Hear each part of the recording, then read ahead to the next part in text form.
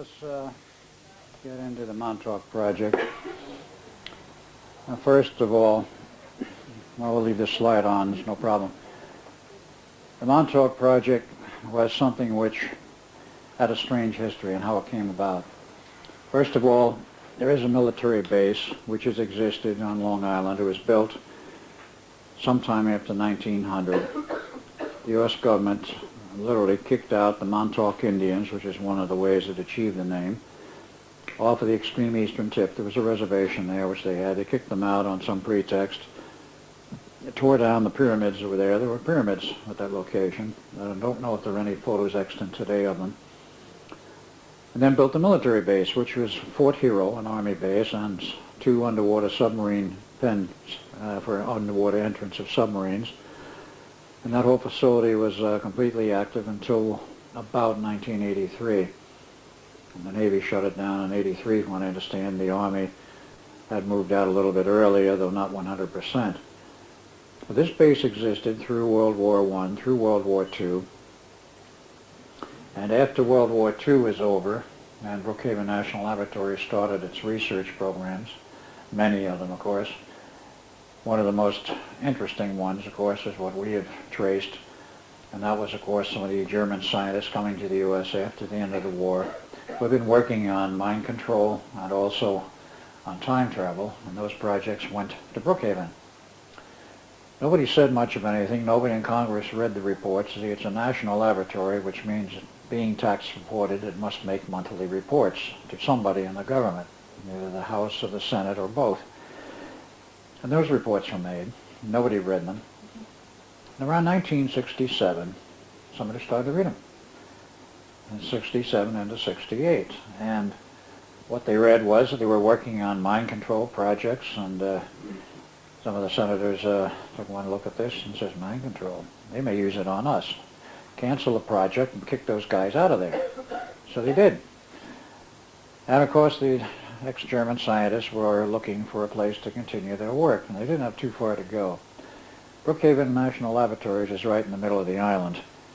Let me see if I can spot it for you there in this picture.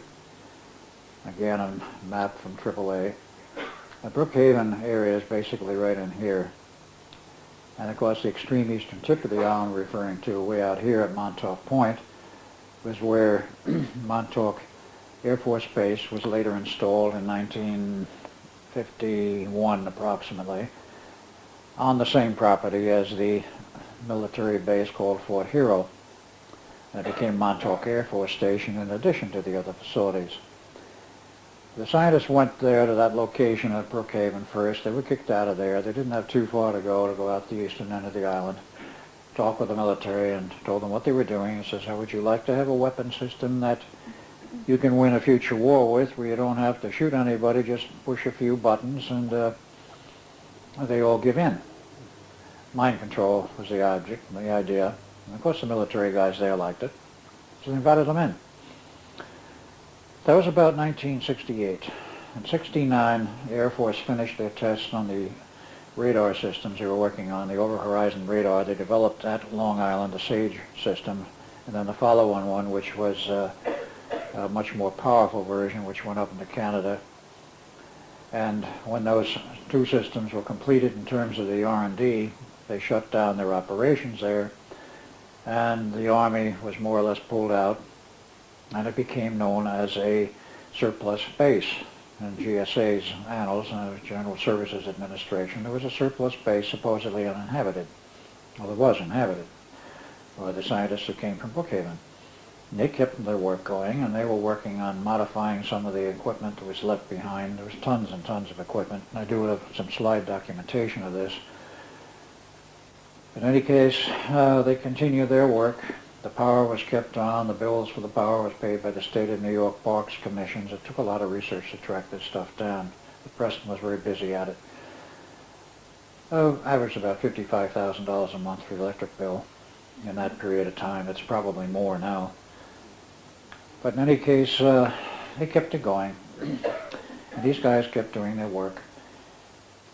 And the principal product became what we call the Montauk station in the Montauk operation involving modified hardware in the radar tower, a whole new system which involved computers, about 8 to 10 years worth of work by aliens working in conjunction with us to produce the computer algorithms that were necessary to produce a time tunnel. But let's go back a little bit prior to this Montauk operation and see how the groundwork was set for this to happen. Back in the time when the two projects locked up, and this becomes one of these crazy things like which came first, the chicken or the egg. We won't attempt to answer that question. But in any case, when the two did lock up, they created a huge hole, or huge rift, if you will, in space-time, 40 years wide. That was what I was showing on the blackboard, that those 2 points there created a rift in space-time 40 years wide, and what happened when that occurred was that very large ships, very large numbers of ships and aliens were able to come through from other domains that could not get through previously. I'm not saying there weren't aliens here before that. There's been plenty of them here, and there's a lot of documentation in the government's annals and elsewhere, including a lot of open public literature showing that aliens in some form or other have been on this planet for at least 10,000 years. You can go back through the Bible, you can go back through the Tassili frescoes, you can go back through a lot of other documentation that comes out of not only Africa, but also the Middle East and the Far East. The records are there.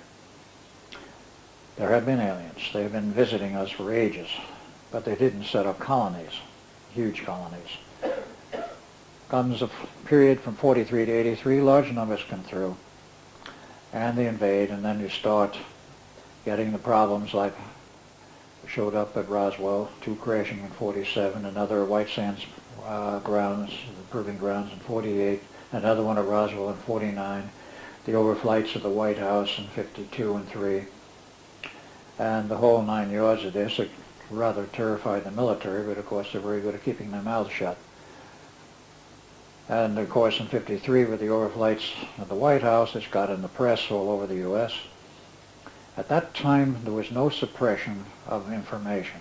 I'm saying up to 53. Now what happened with the overflights of the White House is it's forbidden territory. Well, who are they? Well, obviously our fighter craft couldn't catch them, couldn't do anything with them. So they had meetings with the National Security Agency. And of course there was a split vote. Some of them wanted to make the whole mess public and let the public see what was going on, and others wanted to bury it. It was tied 6-6, and of course the chairman at that point, who normally didn't vote, had to break the tie. And who was it? Richard Spillhouse Nixon, the head of the National Security Agency. He voted to bury it, so the project was buried. The whole of the information was buried, and they set up Project Blue Book, two of them, one for the public and one for the military. They kept the investigations going, of course, but the overflights continued, and there are aspects of World War II, how heavy it was, I'll get into briefly, but in that period of 1953-54, they kept flying over, and finally one, or perhaps more than one, UFO-type craft landed at Edwards Air Force Base out in the middle of the California desert, and literally defied the military, our military, to take their ships apart, to break into them, to cut them, to do anything with them. And they stood by for 2 weeks while CIA scientists and others attempted to cut into these ships, and they couldn't do a cotton-picking thing with them. The military, of course, was panicking. What are we going to do with these guys? They finally invite President Eisenhower down there to see this and witness it, and he apparently did from a distance, but they wouldn't allow him to get up real close.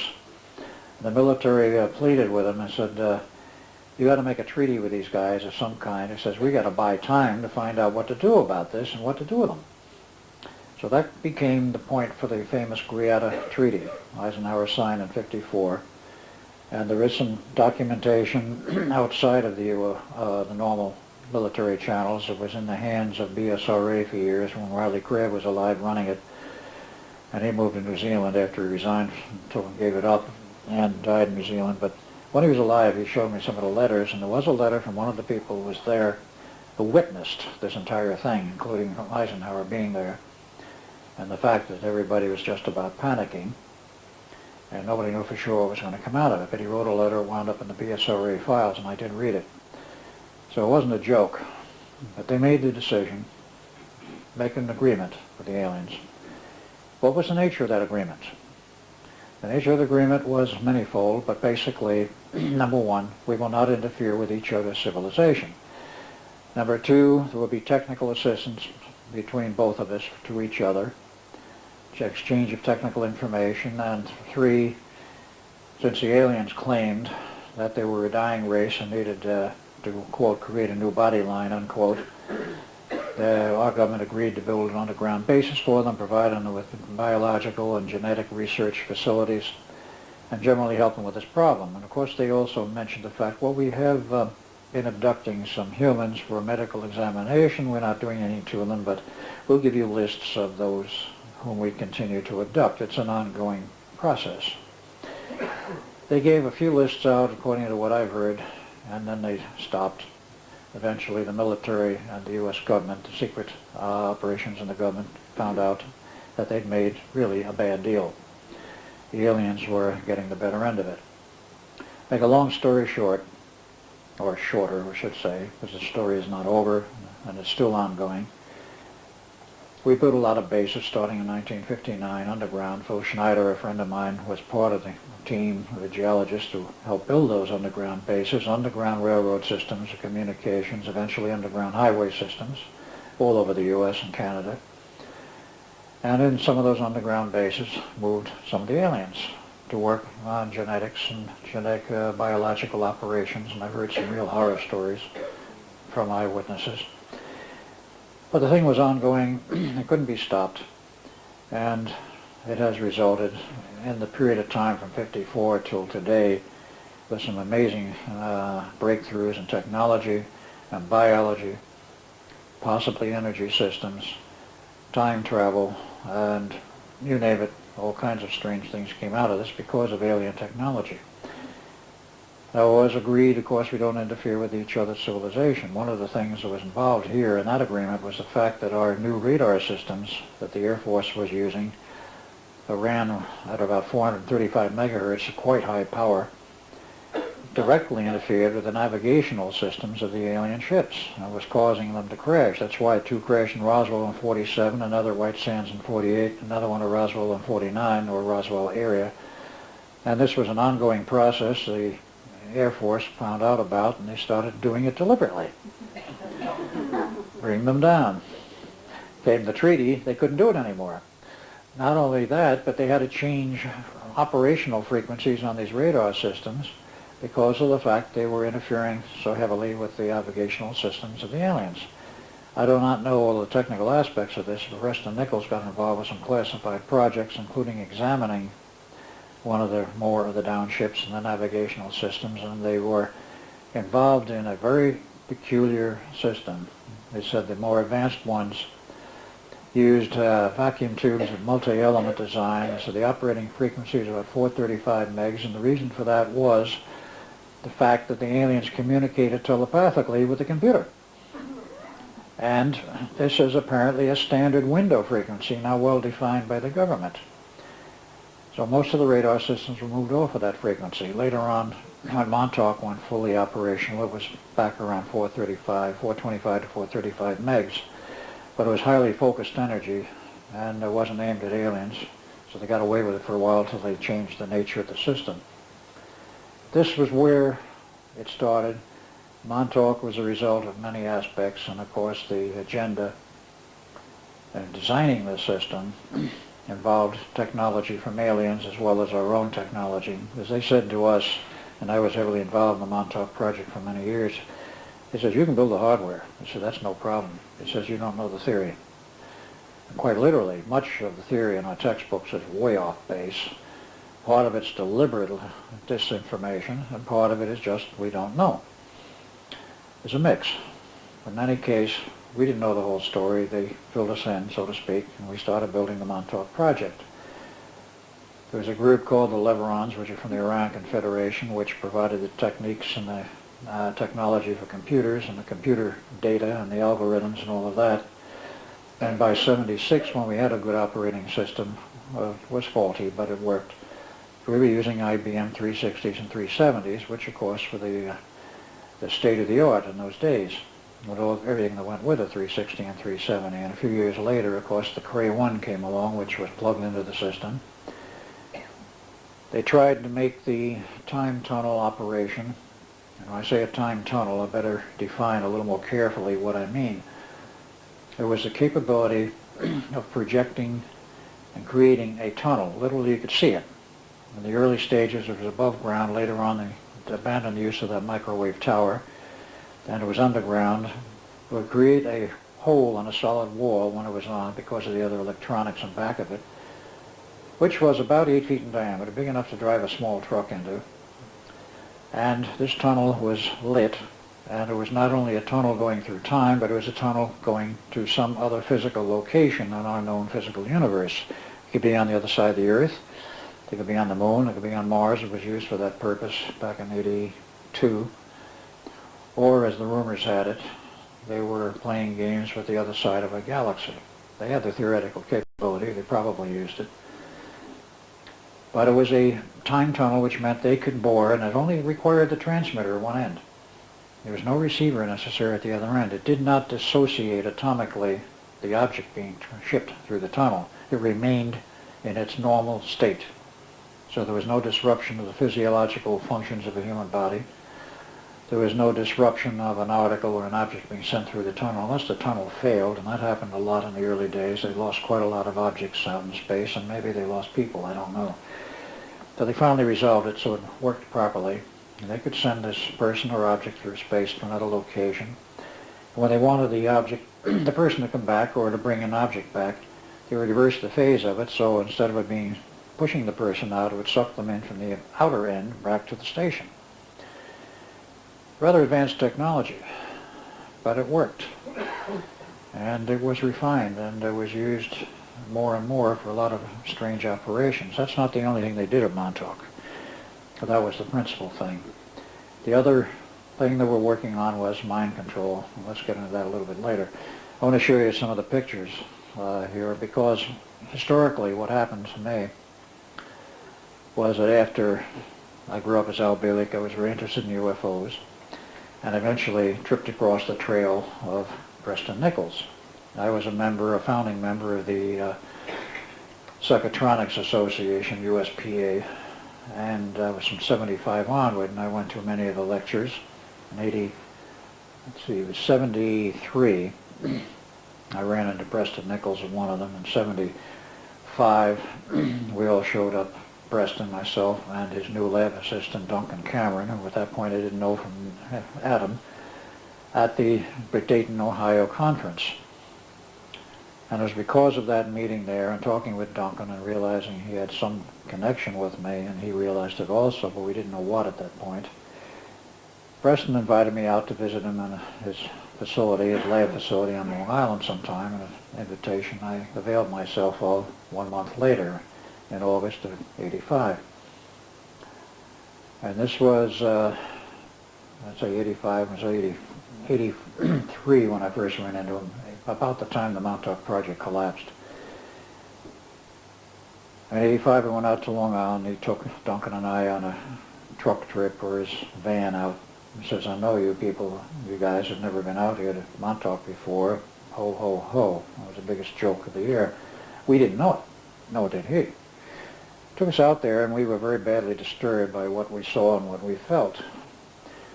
And that trip was documented later again in May of 1986 on another trip which involved 3 people from Phoenix, Arizona, sponsored by Senator Barry Goldwater, who got wind of this thing and had heard nothing about it, could find nothing whatever in the government records of any funding for such a huge project, because I went back in '85 and I happened to run into some people at ASU. One of them was the nephew of Senator Barry Goldwater. I didn't know at that time that he was a nephew. And I mentioned they wanted to have me work with him on some Tesla projects, and I mentioned this monster project in Long Island. He got interested. And obviously he talked to his uncle. And his uncle got interested. He could find no financial records anywhere in the government, any oversight committees or anything else, showing money being funneled to a huge project on eastern Long Island. They got a little upset about this. There's no records. How the hell are they paying for it? took us a long time to find out how. It didn't come out of government money. Not 1 cent of government money went into that project. Government personnel was stationed out there, TDY, temporary duty, and paid elsewhere.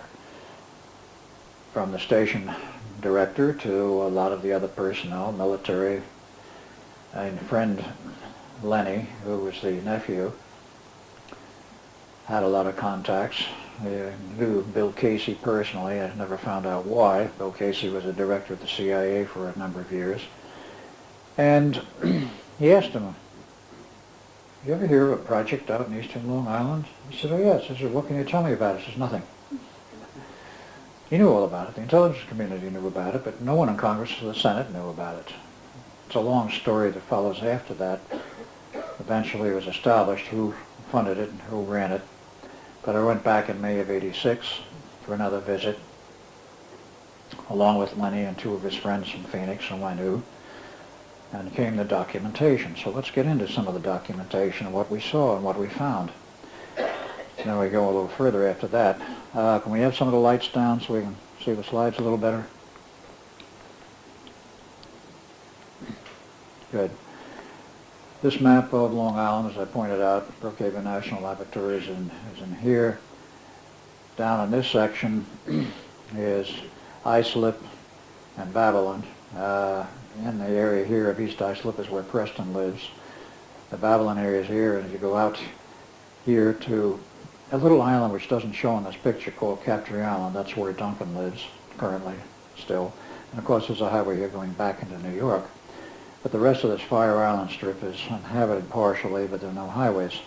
But you can take the freeways on out and go past the section where Brookhaven is and go out to the eastern end of the island. Not the North Fork, but the South Fork, and eventually you get to a little town called Montauk, and then you'll get to Montauk Point. Well, we took that trip that time. The next slide, I mean to show you a little more about this. In the old maps, they showed Montauk Air Force Station as still being there, but inactive. And the main highway is the Montauk Highway 27. There is the Montauk town. There's an Indian reservation that's still there. And you take it on out, and you wind up at the state park where there's a very large lighthouse commissioned by George Washington. And the park, if you know where to get into it. And we did. Next. In that trip, we documented everything. I did and other people did. There's a little rise in the ground there as you leave the town of Montauk, and you will see that radar tower sticking up above the horizon. I mean, it is rather high and it is rather large. These blotches, we've never been able to figure out what they are.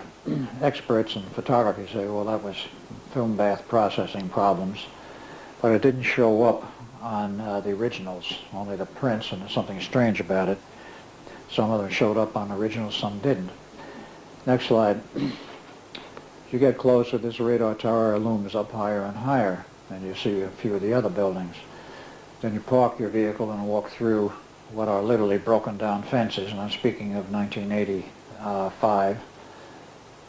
And you can walk all over the base at that time, and we did. Next slide. You get in there, there's military installations everywhere, and then there's this huge tower. It's actually 5 stories, double height stories, plus the antenna on the top. Just at about 125 tons, it's just about 60 feet vertical, 120 feet across.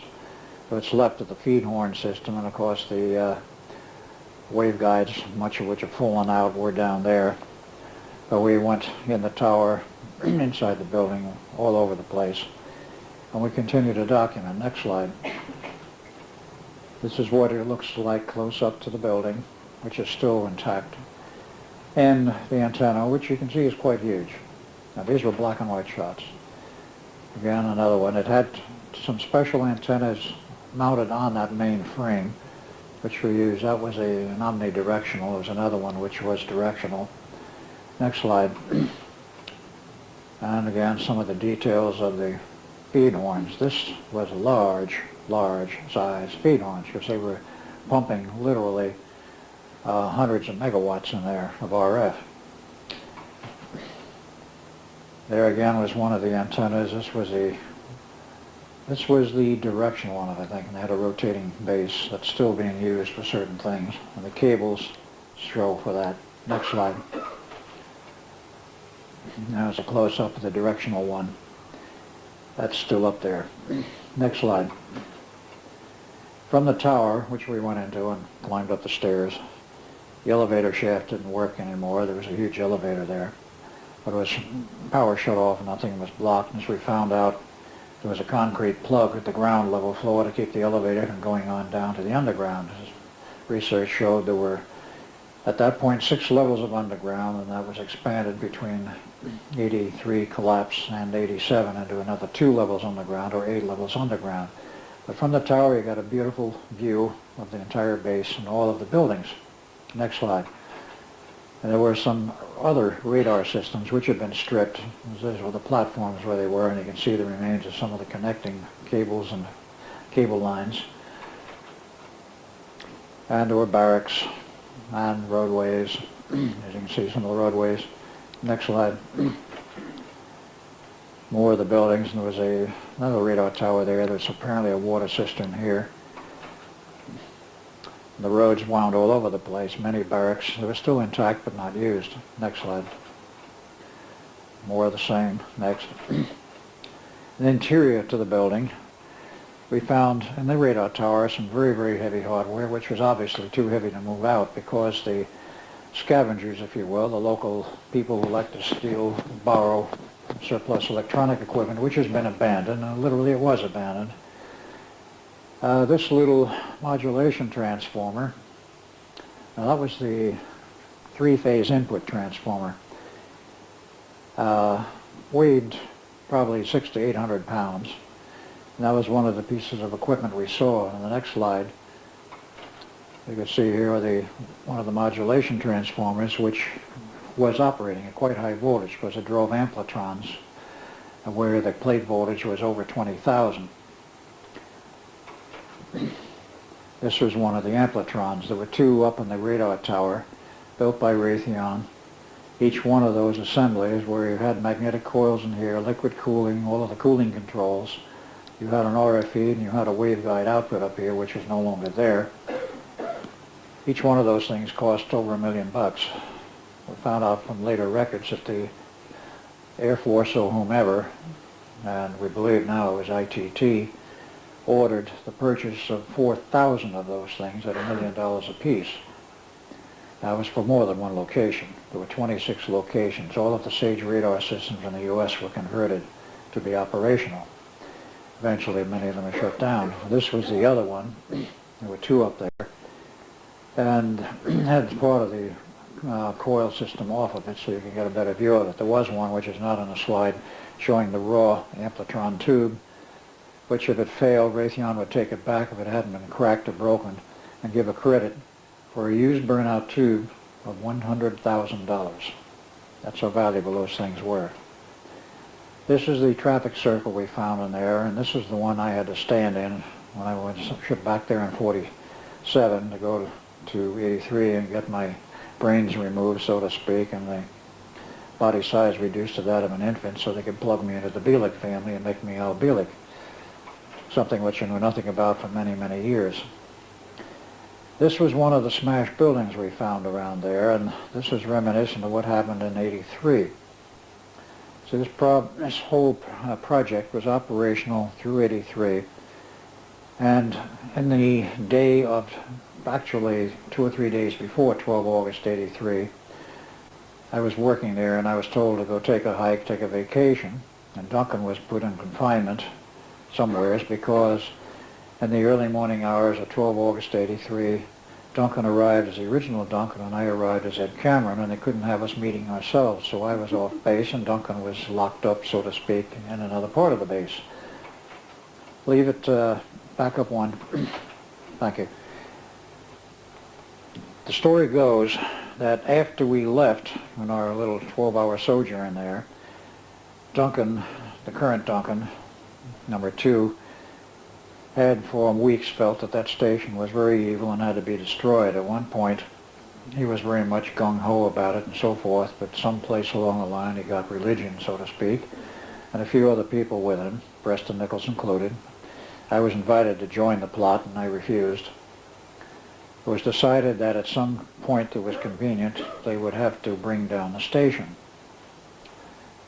So the plot was cooked, and they knew they couldn't be operational until after we had come in from the Eldridge and gone back out, because the records were there and von Neumann had them, because he was technical advisor at that point.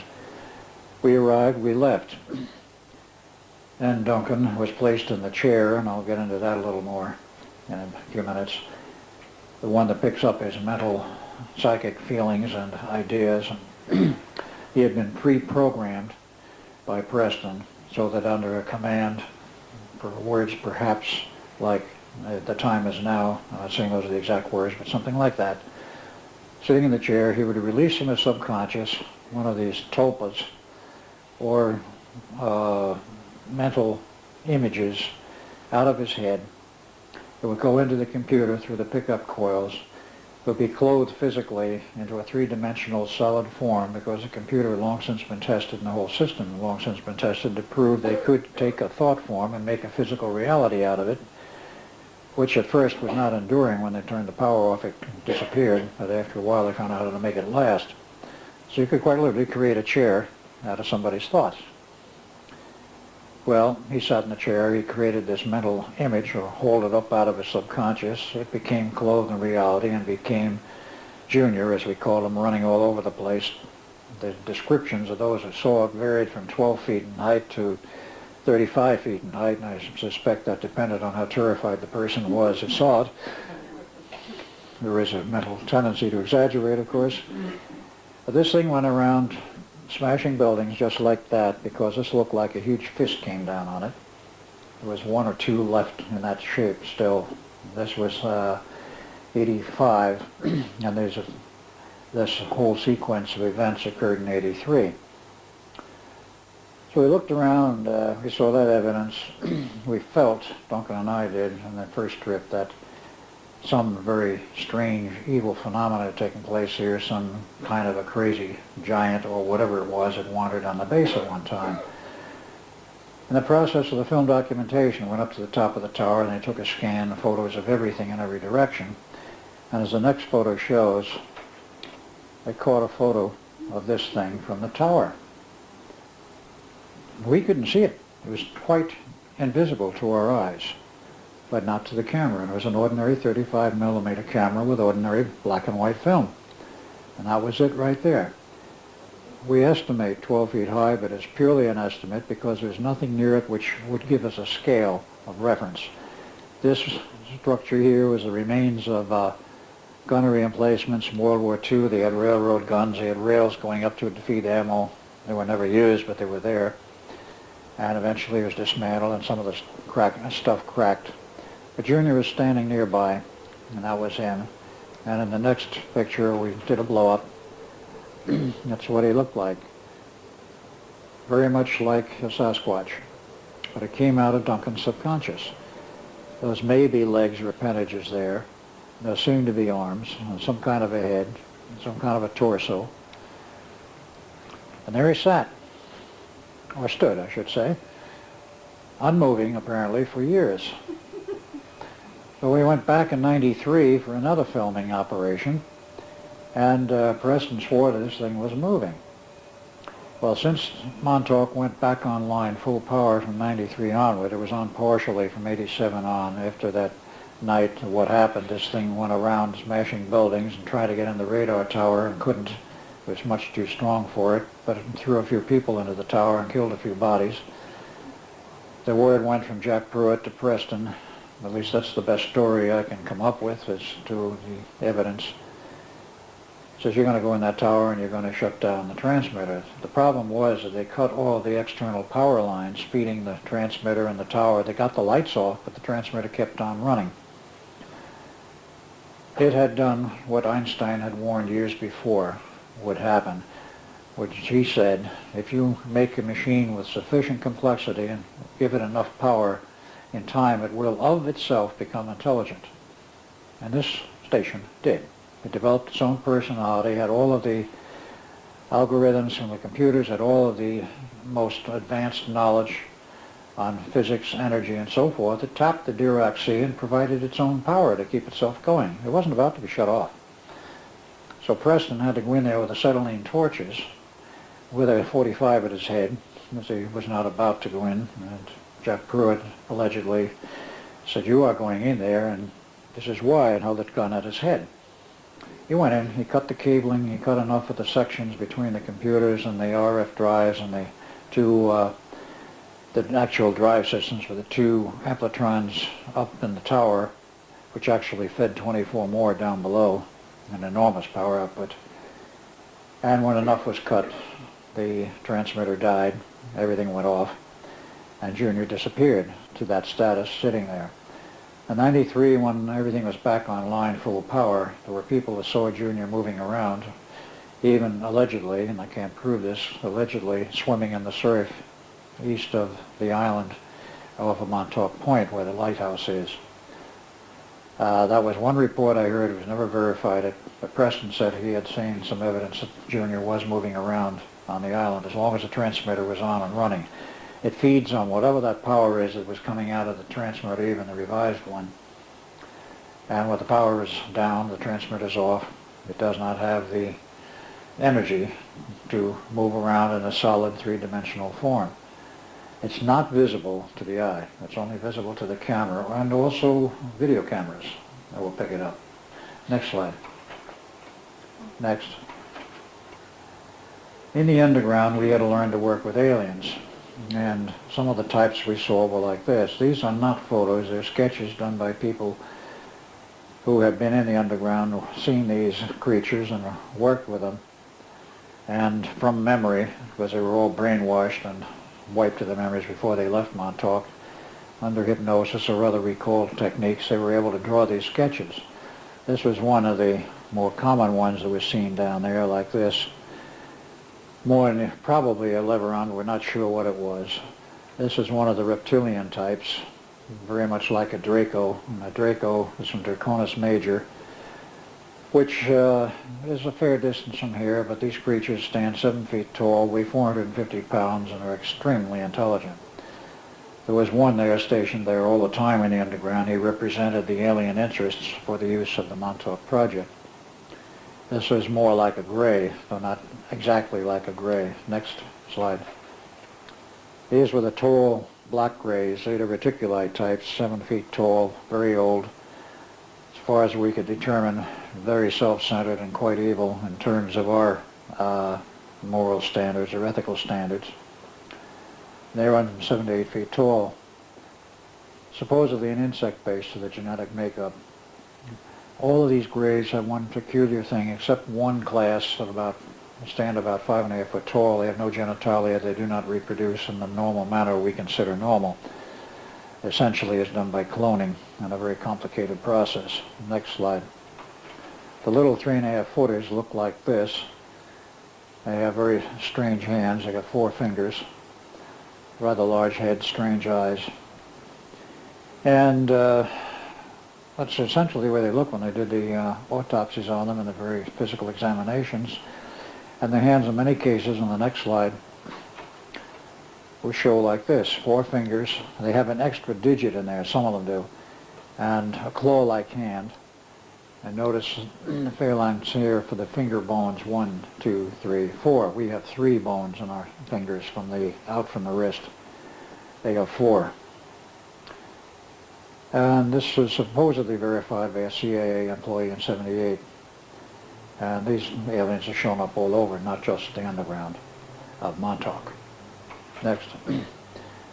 This was one of those that we classed as Sirius A.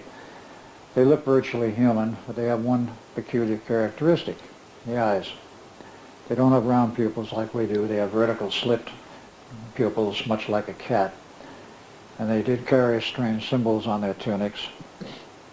This strangely rounded triangular figure is reminiscent of the Trilateral Commission.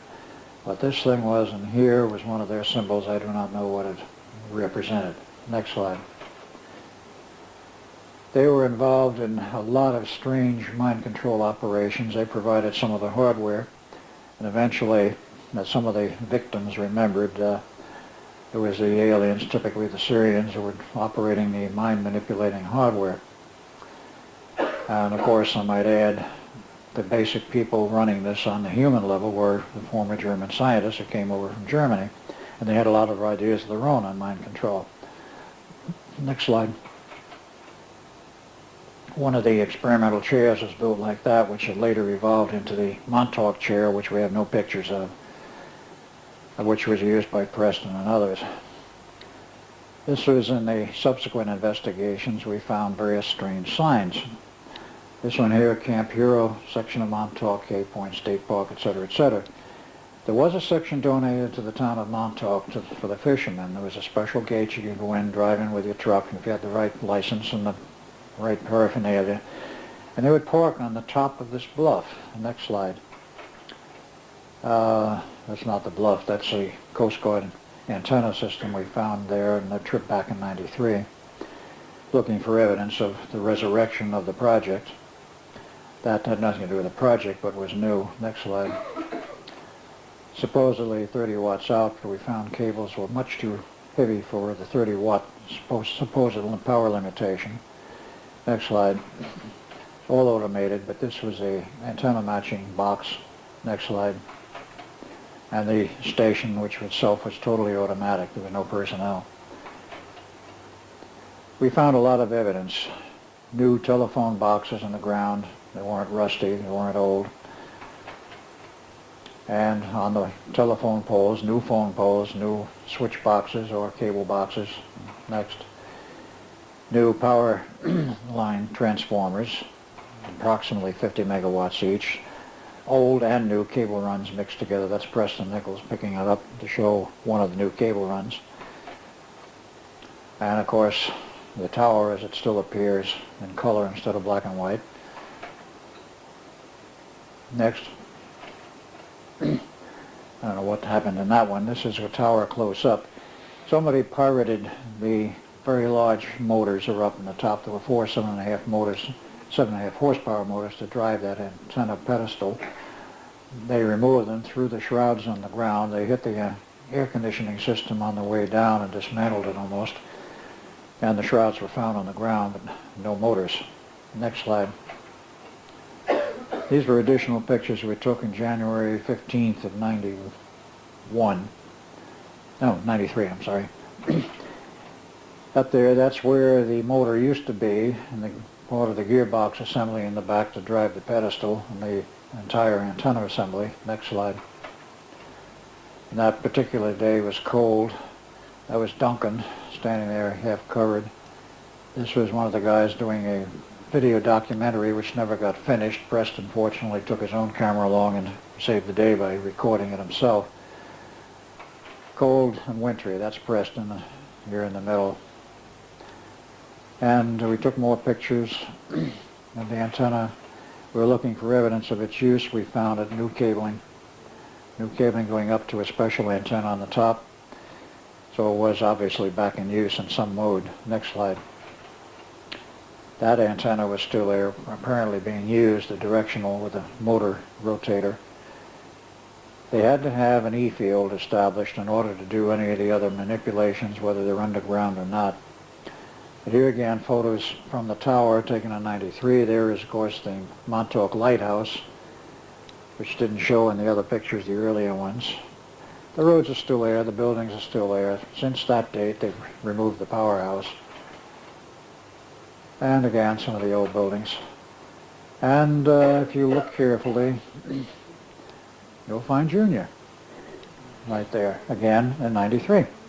Preston has him on video now.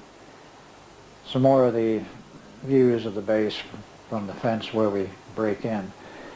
One of the problems was somebody got smart and they decided to put a 1/4-inch steel plate door on there with double padlocks, which we could not readily get through or cut. So as the next slide shows, somebody before we arrived in January of '93 conveniently blew a hole through the concrete blocks, quite large enough to walk through, even Preston could. As the next slide shows, there's Peter Belts, who was doing the videos that never got finished on the inside. Next slide. We were looking for more evidence of resurrection of the project, and we found it. This was the old powerhouse, transfer point for power and all the transformer farm, if you will, outside the tower.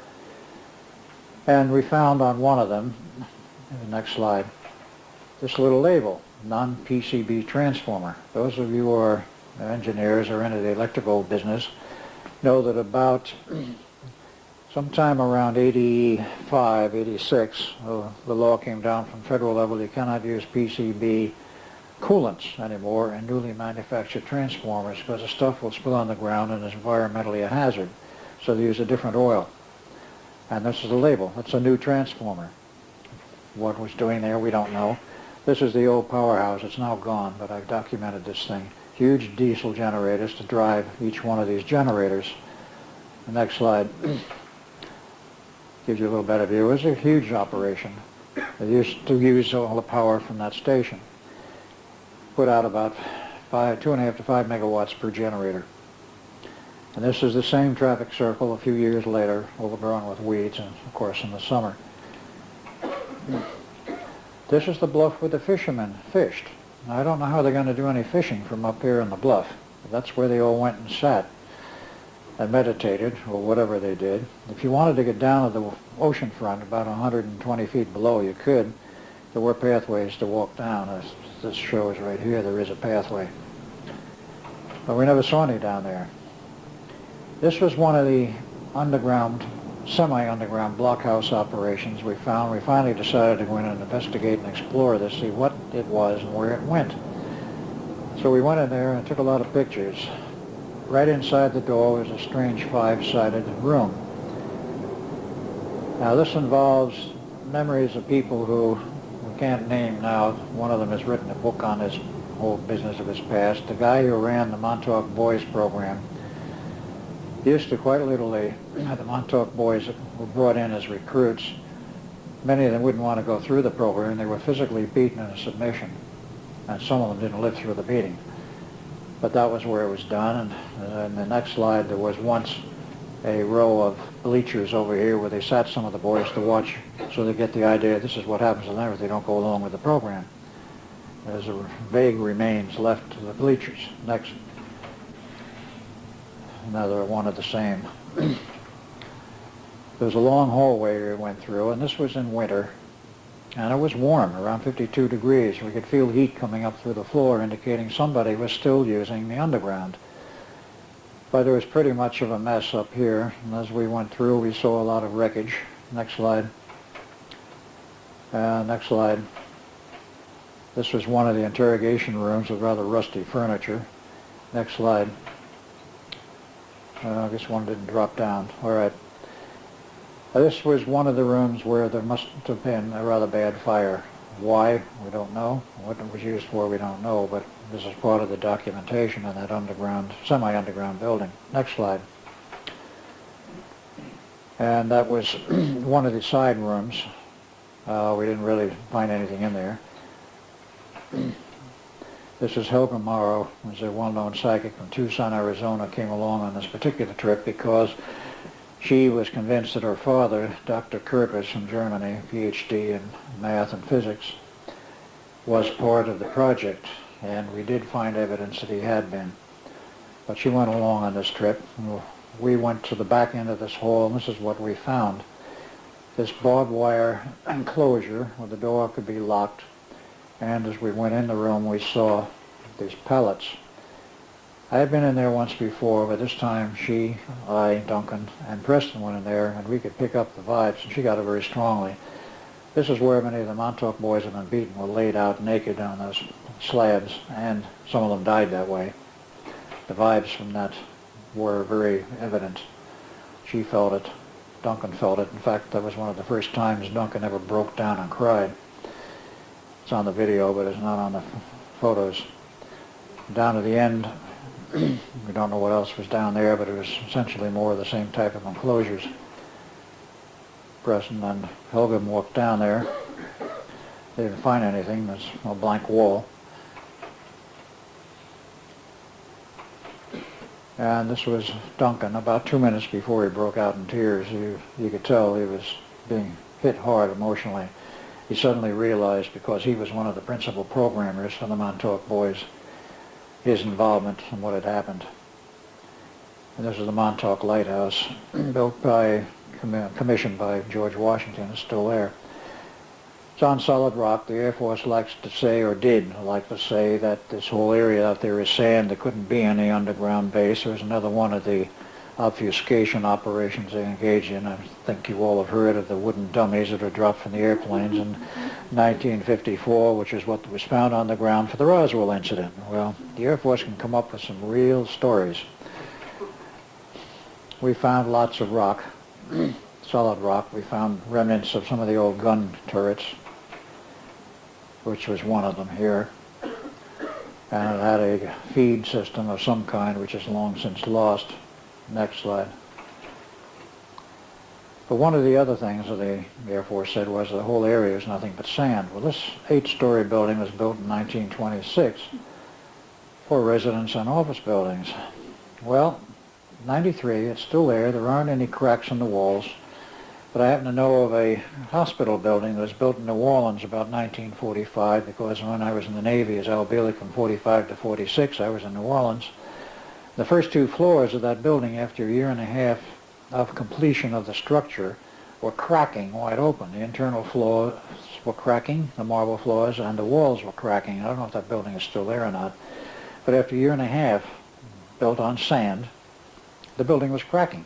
Well, this building has no cracks. It's not built on sand. It's still used today. U.S. Air Force Station. The Air Force tried to deny there was a Montauk Air Force Station, but there's the sign proving it was. Got a picture of that. Person took one of them home.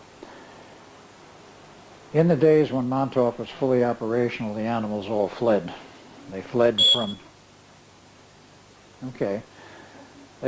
from the base of operations right through the town of Montauk, just kept going west. And the eastern area was totally devoid of animal life, including birds, for years. When we took these series of pictures in '93 with the crew there, we found evidence of returning life with a lot of cats. Next slide. And they seem to be doing quite well. Tourists fed them, I presume. They even found a deer or two. I didn't get pictures of them. So the animal life was starting to move in. The operation of the original Montauk Station, which was first from the tower and then from the underground, but during the days when they operated from the tower, the RF fields that came out of there were so high and level they had literally changed the weather when operational on the eastern end of the island. People couldn't stand what they felt. They abandoned their homes and moved out. And there were cases where on a summer's day in July, the temperature normally 85 degrees, and in a half hour would drop to 32 degrees and would start to snow. In 1/2 hour. That was due to the influence of Montauk. That doesn't occur anymore. The original operations in Montauk for the time tunnel operations are over.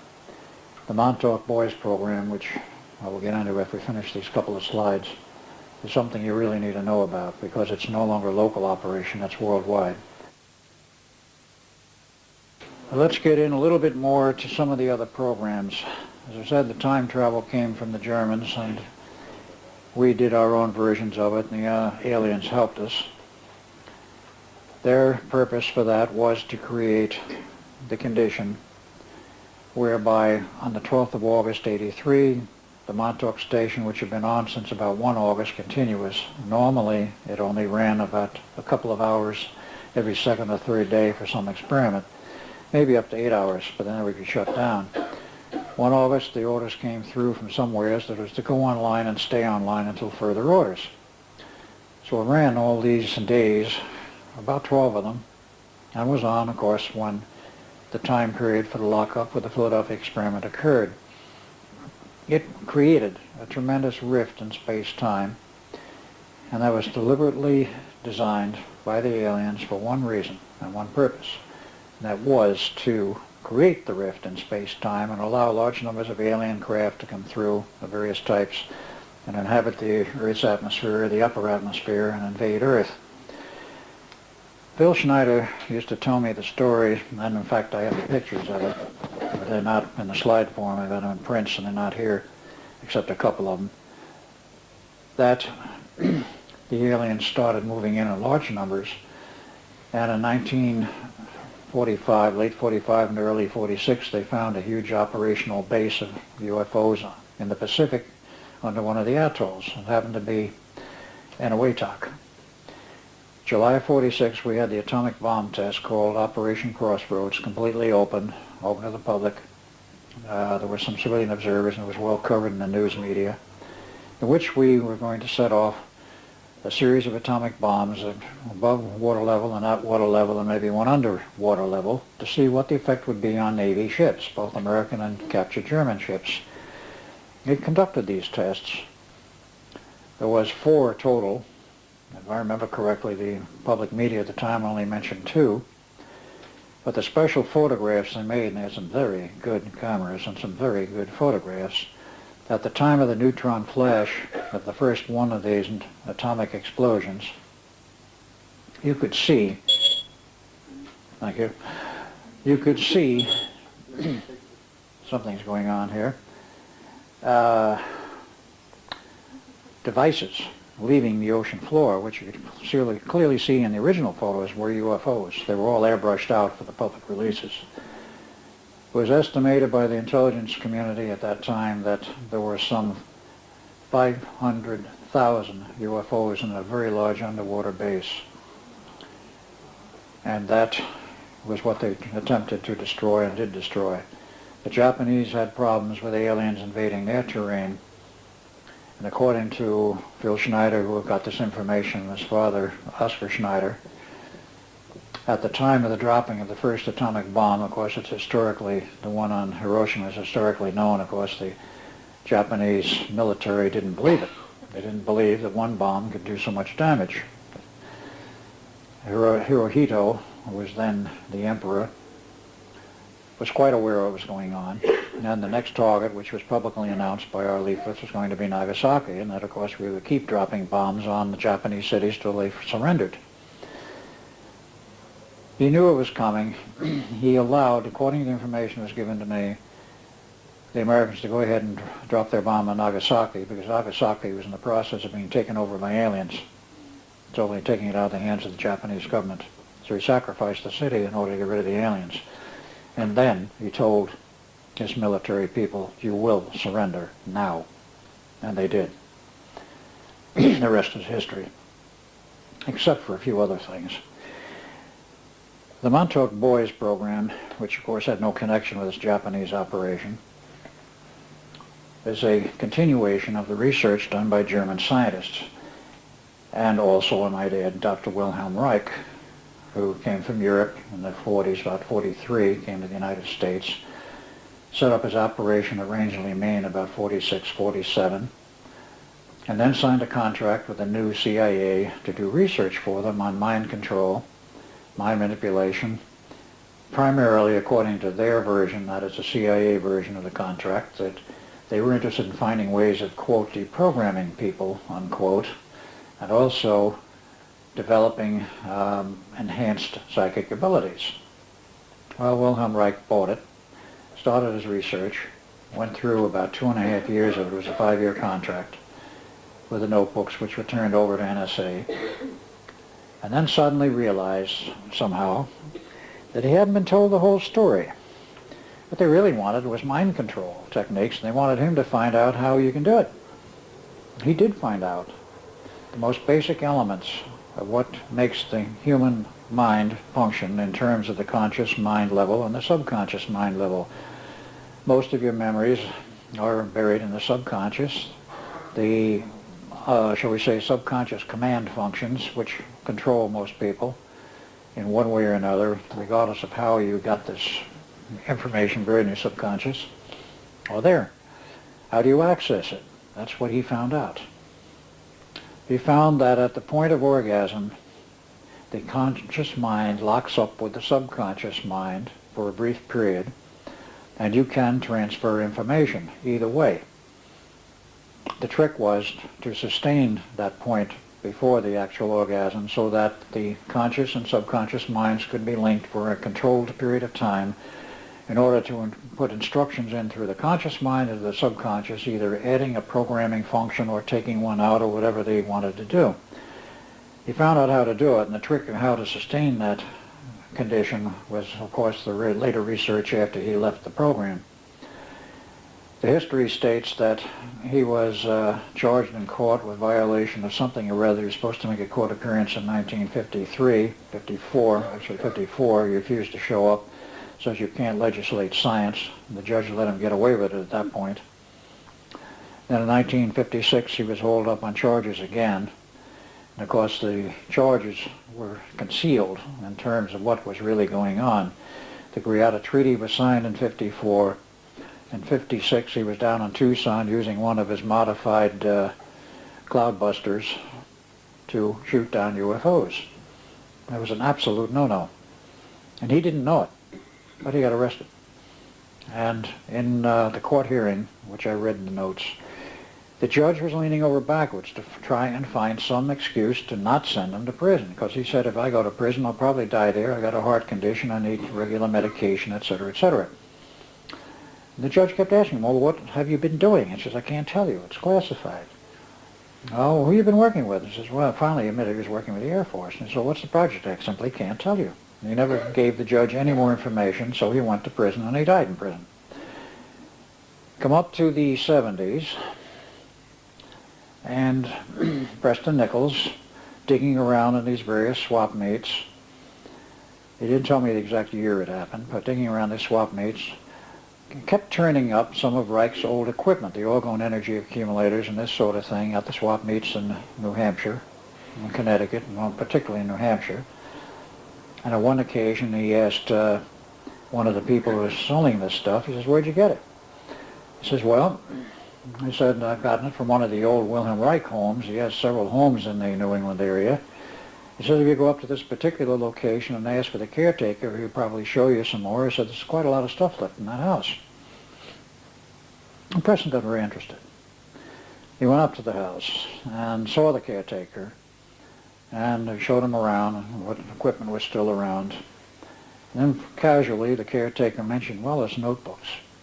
Preston says, notebooks? I want to see those. He looked at them. They were in Wilhelm Reich's handwriting. There was a whole series of notebooks from about 1950, late 50 into 52, outlining and detailing some of his experiments. And he says, how much do you want for them? He says, make an offer. So Preston made an offer and bought them, took them home. He realized he had something very hot in terms of the information, but he wasn't at that point sure what it was. A month goes by and he gets a call from NSA, National Security Agency. We understand you have some of Wilhelm Reich's notebooks. He says, yes, I bought them legally and they're mine. He says, well, we want them. You can't have them. He says, well, we'll have to tell you the rest of the story. He says, Wilhelm Reich, of course, was on contract for 5 years, and about halfway through, the notebooks he wrote no longer contained accurate information and they were falsified. He says, we have reason to believe you have the true notebooks. The president says, okay, so what? He says, well, we need them. Well, they argued back and forth, and the deal was struck. And the deal was basically that the NSA would provide him with copies of the first half of the notebooks he did not have, as long as Preston would supply NSA with the second half copies of the notebooks, so they would both have complete sets. And of course, part of the agreement was that under no circumstances was he ever to show those notebooks to anyone else for the rest of his life. And he's never shown them to anyone else, so far as I know. But he's quoted extensively from them to me. And with that, he had Wilhelm Reich secrets for manipulating people's minds and programming, which is what the CIA wanted. And that information was basically used in the Montauk Boys program at a later date. That plus all the other information, in which they were programmed. The original programming techniques were physical and brutal. Later on, it turned into an electronic system where they could do it electronically by putting electrodes on your head and your body at various points and sex organs, and they could induce the proper state and then by computer feed in the information they wanted to program this kid. And they always chose them around puberty, and which meant anywhere from the age of 12 or 16, sometimes as high as 17, though they usually never went that high. They would pull these kids in first off of Long Island, then it was off the streets of New York, and then eventually, because of the Montauk operation, they could pick them from anywheres. And they took them from the West Coast and various cities. They looked for derelict kids and street kids who had no links or no parents they could trace and didn't care whether they could or not, but the parent, they could run away. They were strictly runaways and living off the streets. So we pull them in, they would program them, and then send them back to where they were. Early on, I was asked if I would run the program, and I says, I don't know, let's see what it's all about. When I saw what it was all about, I said, there ain't no way, no how I'm going to have any part with that program. About 1980, in the phase I mentioned where this guy was beating them into submission, I got the idea there was a much better way to do this, and I went up the ranks and finally all the way up to almost the top administrative levels, which were outside of Montauk. Saw a certain person there and told him my proposal to do all of this electronically, and instead of beating them into submission, put a carrot in front of their nose, offer them something to entice them to be part of the program. Most of them were kids with no money, no homes, no nothing. Offer them, if they will go through the program and complete it, a bank account, money to live decently, money to go to school with, get an education. They would be encouraged to get an education to whatever level they wanted, including PhD if they thought they could do it. Eventually, of course, they become part of society and work for a living, at which point there was no more feeding of their bank account. They would never remember, of course, after leaving the program, they'd been part of it.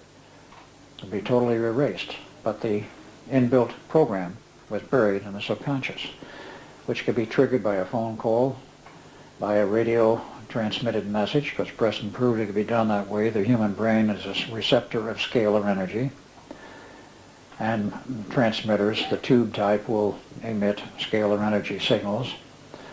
And he proved it one day, some years ago. Set up a little transmitter on the island, about 250 watts, fed with a tape recorder, repeating this message over and over. If you hear this message, call such and such phone number. The phone number happened to be that of a friend of his, where they put an answering machine. In 3 days, they got over 600 phone calls from Connecticut, or actually from Maine, on down to Florida. It turned out there was only about 200 actual persons involved. There were some repeats, but then, of course, the transmitter was seized by parties unknown, but he proved his point. You could contact these people who had been previously programmed by a radio transmission. They hear it in their head. No radio receiver. The human brain will pick up these scalar energies as long as your brain is functioning in a normal manner. So he proved the point. This is one of the ways to contact the Montauk boys. Well, they cranked them out, and they cranked them out, and then the program was moved out of Montauk. And at that point, we pretty well lost it as to what was going on and where it was going. We knew it was going on somewhere yet. Son Morgan, whom I mentioned, number 2 son, was living last January in the 6-bedroom house in Sag Harbor, which is past Amagansett, Sag Harbor, Long Island, which is fairly close to Montauk. And he was in the process of being deprogrammed by Preston. And in the process of doing this, I found out he was, without question, a Montauk boy. They started to get rid of some of the programs. And he remembered a connection with an underground base, which was under Sag Harbor, and part of it was right under the house he was living in and I was staying in, etc. Preston, at that point, was a member of the Air Force intelligence community, and still is. He was reinducted back into the Air Force about a year and a half ago. He gets in contact with his superiors and tells them about this. They get interested. The next thing you know, the Air Force raids this base underground, pulls out the records, and some of the personnel running it had very strange gray uniforms with no name badges, some rank bars, and some strange red twill type of markings on the shoulders. And the records. 30,000 Montauk boys have been processed through that one base alone. They had full dossiers, histories of each individual, and photographs. But what got very interesting was what else they found in the office. These guys they captured, they knew nothing. The higher level authorities, apparently running the thing from another level, were not there or escaped, as the case may be. They found some interesting artifacts. Pen and pencil sets were marked on them, a cross, typically in gold, and on top of it a red rose. The Order of the Rosy Cross, you know who that is? Rosicrucian Order. They found connections to the Palatine monks. They found connections to the Knights of Malta. And as he told me on the phone, I wouldn't tell me the whole story till I got there in person, he said this thing is a cult-like operation. We don't know who's running it, but somebody is, and hiding behind various religious orders. And has apparently been ongoing for some time. And the Air Force raided that base and closed it down. There were severe repercussions to Preston over this. I won't go into the details, but he survived it. They've since raided 30 to 40 more bases. They found out there were 6 on Long Island. That was number 1 they knocked out, or left 5 operational. We don't know how many in the U.S. totally, but what has come up in the way of figures that processed, programmed, and ready to go, if you will, Montauk boys. And it's not merely Montauk boys. There's a Montauk girls program also, but they seem to be a very small number, at least so far as we can determine. The military estimates there's at least, and this is a conservative estimate, at least 5 million programmed Montauk boys in the United States alone.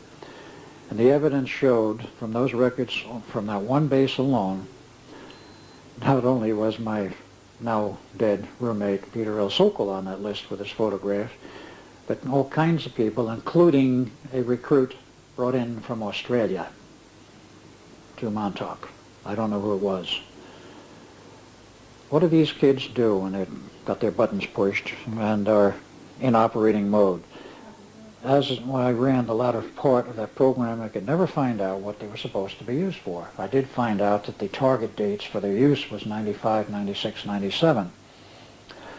Look in the news here, and of course you may or may not read U.S. newspapers or hear much about what goes on in the U.S., but there's a lot of massacres, mass murders.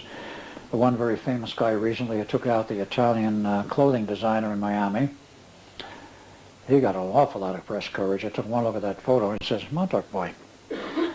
The guys who knew him, that he lived with, before this massacre started, said he was a quiet, gentle guy. They could never believe that he was capable of this sort of thing. A string of murders across the country, then take out this Italian designer.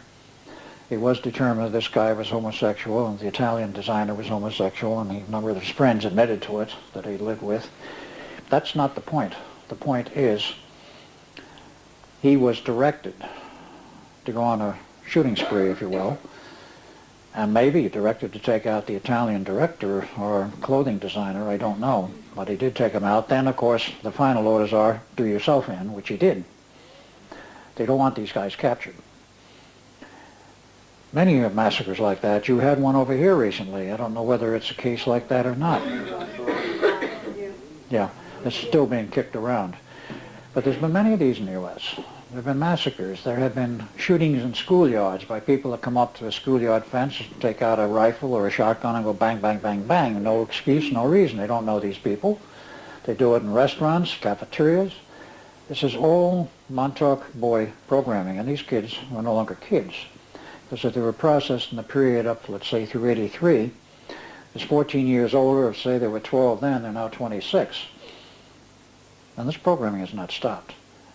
I mentioned this to Phil Schneider, my late friend, one time about the Montauk Boys program. He sort of screwed up his face a little. He said, this smacks of pedophilia to me. I says, it is possible you could call it that. But he went on his own investigation. He lived in Portland, Oregon. He went to the local police department, told them what he knew about it. He says, what do you know about this program? The police told him, it's very best you not stick your nose in affairs that do not concern you. He got incensed. He went to the FBI, a local FBI in Portland, Oregon. He asked them about it. He got a senior member in the office, been there over 20 years. He says, yo, we know all about it. He says, you know all about it? What are you doing about it? He says, nothing. He says, why not? He says, we can't. Our hands are tied. And then threw some statistics at him, which are rather frightening. He says, of course, you know about the missing kids and all of this on the milk cartons and on the little cards you get in the mail and all this sort of thing. He says, our statistics show that in the United States alone, about 2 million kids disappear a year. Of that, about 1 million relocate or find out what happened to them, so it's written off in the records. The other 1 million, we never find out what happened to them. And this has been going on for 20 years or more. That's 20 million kids lost, unaccounted for. If half of them wound up in the Montauk Boys program, there would be about 10 million that are prepared for whatever, which in looking at the LA fires and riots some years ago, arson, murder, mayhem, spying of some kind or other, who knows what. You can guess and figure it out pretty well as to what they might be used for. My estimate was 10 million in the U.S.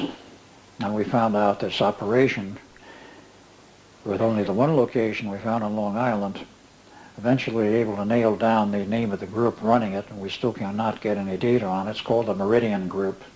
They operate out of West Virginia. And who's sponsoring them, how it's run, we don't know, but we've been finding out is no longer locally restricted to the United States. It's a worldwide operation in which we do not have much data.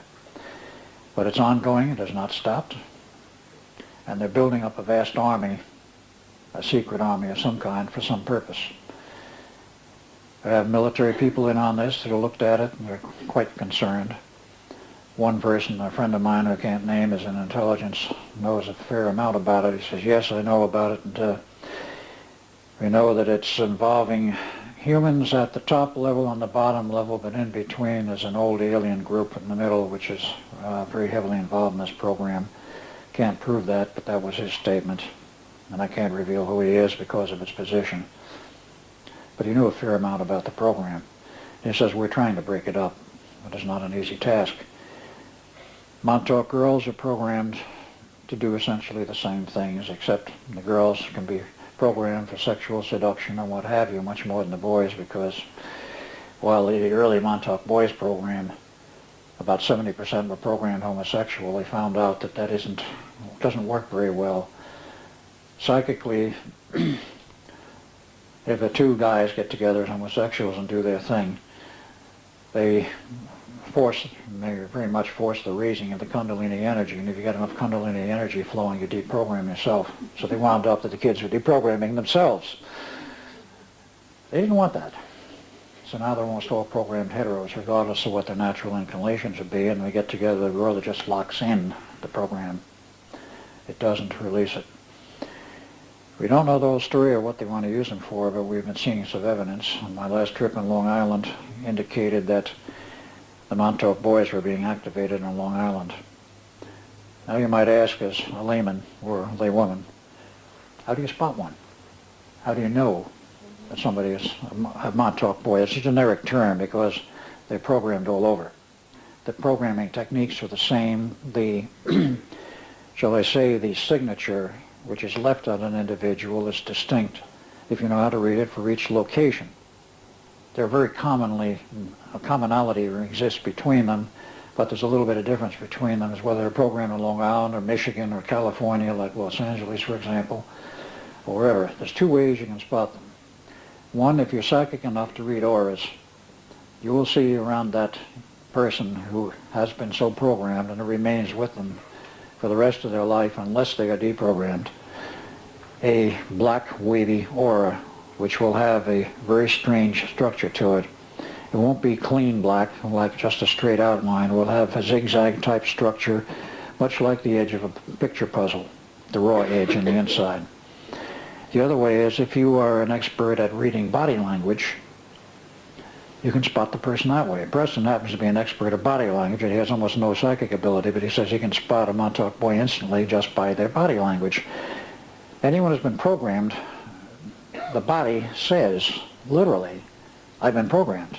And if you know what to look for, you can tell that that person has been programmed, how they may have been programmed, maybe not for what purpose, but how they were programmed. You may not be able to read where, but you can tell that that person is programmed as a Montauk boy and has certain restrictions imposed on him mentally, which shows up physically in the body language. If that person is not programmed, the body language will not show something that is not there. So if you want to go learn how to read body language, it might be helpful. I've seen a few around Brisbane. Let's say the percentage of Montauk boys here is low compared to the LA area, or where I've been in Denver. It isn't to the point now in some of the American cities. The question is not how many have been programmed as Montauk boys. The question is who escaped it. And there's not many. It's a very serious problem.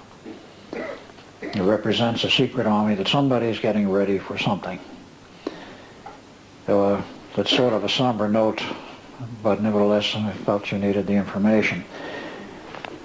Now there are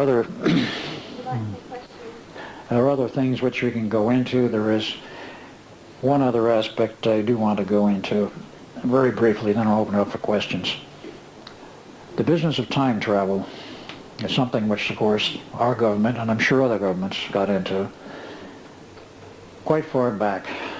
I found, and this was really probably the primary reason for my being kicked out of Los Alamos laboratories and the treatment they gave me to wipe my memories. Up there in the vault I found references to a program called Project Southern Cross. Now Preston had made allusions to this for some time to me, and just didn't register. He said it was a program of time travel. Well, certain things triggered, and all of a sudden I remembered my digging through the vaults and coming up with this Project Southern Cross, and of course I had a big mouth when I would talk with other personnel, usually officers, and then 46, 47, mostly civilian people up there, about what I saw in the vault. Basically, Project Southern Cross was this. Back about 1936, there was some exploration being done in the South Atlantic, just north of the coast of Venezuela, across the equator, so that it was in the area which is called the Southern Cross. When they say under the Southern Cross, of course they're referring to the constellation Southern Cross down there, which is visible in the southern hemisphere. A brand new carrier called the Kearsarge, USS Kearsarge, was exploring around that area, which is a fringe area of the Bermuda Triangle, and they found a very strange crystal formation on the ocean floor, quite large, seemingly one piece. And they were exploring it, I presume sending divers down on it. I didn't read all of the details of this report, and I don't remember all the details now. But in the process of doing this, a modern warship has, of course, all kinds of electromagnetic emanations, magnetic generation of fields internally in the ship, and so forth. All of a sudden, the ship disappeared. It was no longer there in that location.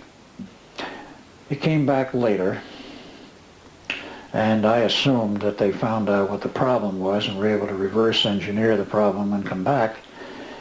I had inputs which stated very flatly that no, they didn't know what happened, and no, the people in the future, they weren't in the future, had to help them reverse the equipment so they get back to where they started and give them some clues as to how to calibrate it.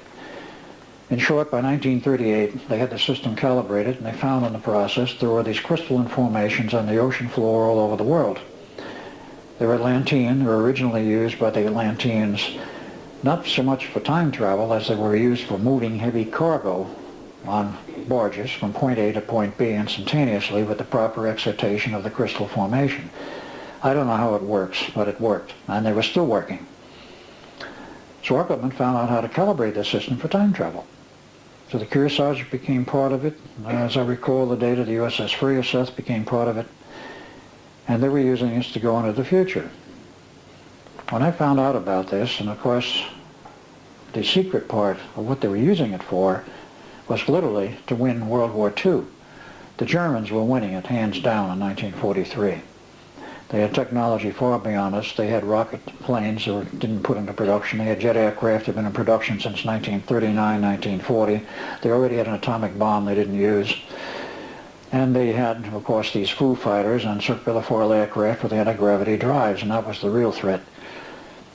The Allies were tearing their hair out, and of course those who were in back of them, which we can now call the New World Order, had decided there was no way that the world was going to be dictated to by the Thule Society or the elements of the German society involved with that whole operation. They went into the future, most literally, and brought back hardware, military hardware, communications hardware. Preston can tell a story about that, being personally involved in it.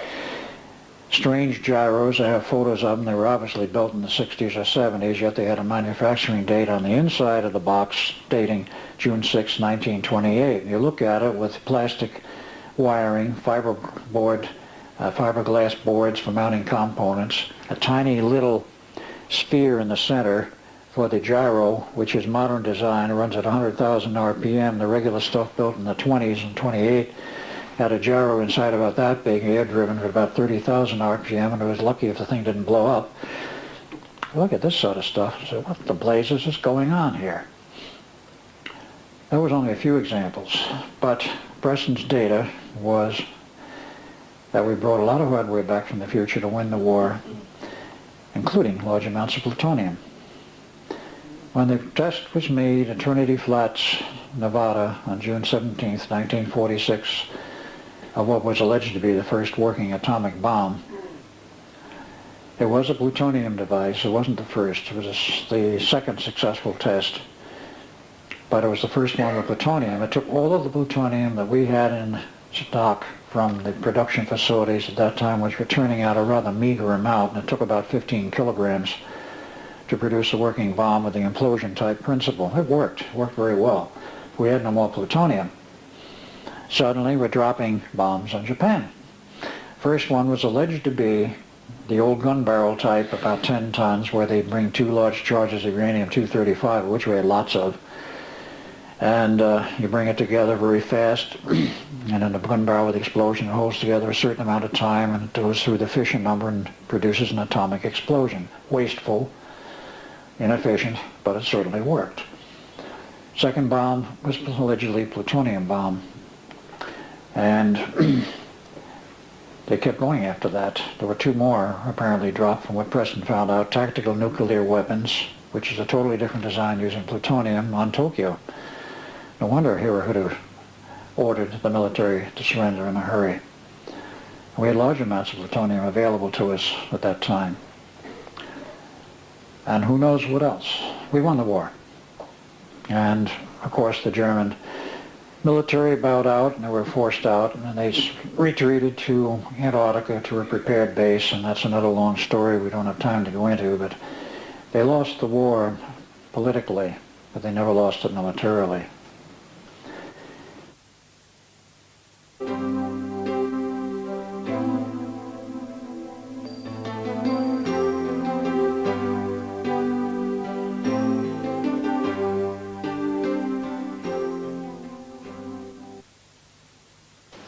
It's a very good question. Could you repeat the question, please? The question is the Church of Scientology involved with this boys program, possibly the Montauk boys program, because they are recruiting a lot of young boys into the current program? Briefly, a history of the Church of Scientology goes back to L. Ron Hubbard, whose real name was Wilson. He was not a Hubbard. That was an adopted name. And he and Jack Parsons, he was the man who founded JPL, Jack Parsons Laboratory of Solid Rockets, were friends. They were both in naval intelligence. They both left the Navy in '46. They remained friends through that period afterwards until Parsons died in an explosion in his lab the night before he and his wife were going to go to Europe, and he was going to abandon the operations in the U.S. They did a lot of things together. Hubbard did not found the Church of Scientology, as I remember the data, until 1954. He had prior operations. And the question is, did he program boys? He claimed all along, when he was alive, and what they've been doing since, I don't know. Well, when he was alive, he wanted to deprogram people, everyone. And he took a lot of young kids. In Phoenix, Arizona, he was thrown out of Phoenix because he took 4 young kids in their teens without parental permission and was deprogramming them around the clock in his facility there. I know this because of certain people who were there at the time who left. He fled by plane and left his son to clean up the business, and then he moved back to either Newark or Washington. He was doing a lot of deprogramming. So far as I know, one of the earlier programs and under L. Ron Hubbard's control, he was sincerely interested in deprogramming people and giving them back to themselves. But at the same time, there were other people who went through the programs at that time, I'm speaking of the 50s, 60s, who insisted that there was a lot of deprogramming followed by reprogramming to lock you into the church as a group gestalt, if you will, a group mental control. And if you tried to break out of the church after that, you were in serious trouble. The ethics committees came after you. Sometimes you wound up dead. Sometimes you wound up being dragged back into the church. I'm telling tales out of school. I was not a member of the church, but I know a lot of people who were, and that's the info I've had. Currently, I do not know what their goals are because Hubbard's dead. Quentin committed suicide, which is a no-no in the church, and there was nobody else to take it over. John Hubbard resigned and quit and wrote lengthy damning articles in Penthouse magazine years ago. So I don't know where the church really stands today in that respect. But the fact that they are recruiting young boys is highly suspicious, is all I can say as an answer. In view of their past history, it's questionable what they are doing now. I have no inputs on the current operations because it's under totally new control. Any other questions? Yes, the gentleman in the back. Your understanding that your knowledge of any of the underground work in Canada at Pine Gap, and also do you have any knowledge of the possibility of if and when, as far as general public being allowed general access to new technology? Operations at Pine Gap, what do I know about that? And the underground. I know a little of it, and that of course has been a vast amount of speculation on the whole operation out there. It is U.S. government controlled totally. The Australian government is kept out. They gave them very generously that area after the war when the U.S. government asked for it as a military base. And now they've kept everybody out, including American military and civilians who do not have access, plus the need to know, and are actually invited out. The American military tried to fly in with hang gliders to get in. They got in past 50 miles and they were intercepted and stopped. They said if you go on the rest of the way to the inner perimeter, you would never get out again. You would never see the light of day outside of this area. What is going on is a lot of speculation. What information I have, part of it is speculative, and part of it is fairly solid reports. This is a vast underground operation. They've bored a hole down 30, 40, 50 miles. Huge hole. There's all kinds of operations manufacturing special materials and equipments in a gravity neutral zone. So this gets into the business of the theory of what is the Earth really. The ancients said, and there are those today saying that the Earth is hollow. It has a hollow inner core. Consequently, the ideas of what happens to gravity are vastly different than it would be if it had a solid core. So if you have a shell, you have a certain amount of gravity. Let's call it gravity force 1 because it's a relative number, but call it number 1. As you go down towards the core, which means you go down into the shell, at some point you're going to hit a neutral zone because on the inside of that shell, on the inside, there's another gravity field which sustains the people or objects on the inside up against the shell, upside down if you will, but nevertheless sustained in there. And apparently, and I can't prove this, there is a central sun. At least that's what a lot of the theories go. I haven't seen this and was heavy on this. A lot of other people have been. But you will reach a gravity neutral zone. And if you get to the gravity neutral zone, you can process elements which you cannot do in a gravity field. NASA takes a lot of stuff out into space where there's essentially a gravity neutral zone to process certain elements that are required in certain operations. And apparently, I can only say it as apparent, they're doing much the same thing there. What else they may be doing, who knows. I do know that Henry Kissinger was a heavy visitor out there. He's called out periodically. He may not be now, but in years gone by he was. As one of the heavyweights in the New World government, in the New World Order. Apparently he had reason to be out there. I hope that answers your question, at least in part. ET involvement, possibly? I'm sorry? ET involvement, possibly? Kissinger, you mean? Extraterrestrial involvement. Oh, extraterrestrial. I don't know. I would consider it likely, but I don't know. And part 2 of the question, sorry. Because they've been involved in so many other things. It would seem logical that extraterrestrials would be involved in the Pine Gap operation, but I don't know if they are or not. Any other questions? Yes, the gentleman here. You mentioned that in the nuclear explosion, the first one went off and killed or destroyed 500,000 ships or thereabouts. You've got a train going by outside. I can barely hear you. You mentioned when the first You mentioned when the first nuclear explosions were tested in the ocean, and there was something like 500,000 alien ships underneath the water. Are we currently, or were we involved with some sort of war against another alien nation? That's a good question. Are we involved in a war against others, perhaps extraterrestrials?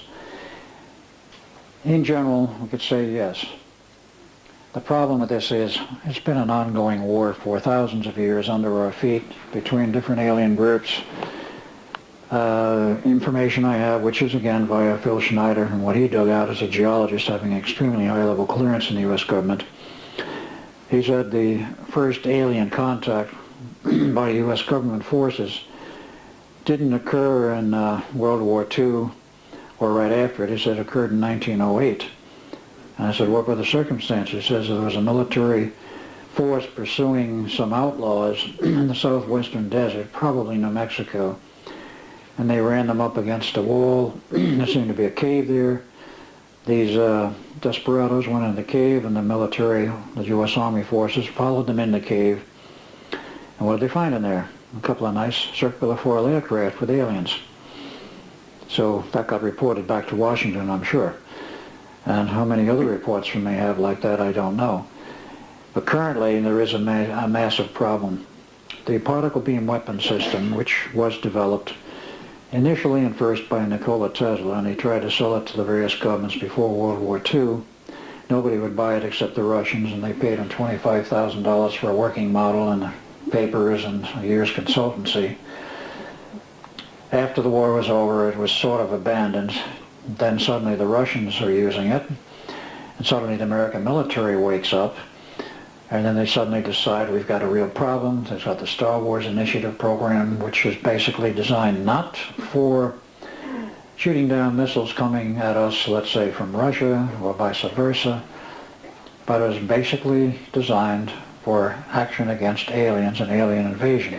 That was the whole purpose of the Star Wars Initiative. It was never intended to be used against other humans or other human countries. The platforms that are up there will do various things, but the most powerful weapons are on the ground. Montauk having been the primary point for developing this. It's a Tesla designed and originally a Tesla idea of a particle beam weapon system, but they've taken it to unbelievable lengths. They found out how to generate a form of energy multiplication which is correctly in accordance with Einstein's theories. If you accelerate a particle up to virtually the speed of light, its mass will increase by several orders of magnitude. They take it up to about 4 orders of magnitude. First with a circular cyclotron-like track generator, then through a tunnel to a second one, then through a tunnel to the 2 final stages, which are linear accelerators 5 miles long under the ocean. The output power of that beam is calculated as anywhere between 1 times 10 to the 23rd joules and 1 times 10 to the 24th joules. That's much more power than a hydrogen bomb. And this beam can be focused, and there's 36 of them around the planet now, can be focused out in space, and they can do multiple focusing with several of them. But it is a twin beam because it is essentially transmitted out in what would probably be best called a scalar form, and scalar energy forms, if you follow the theory on this, much of which comes from an American sitting in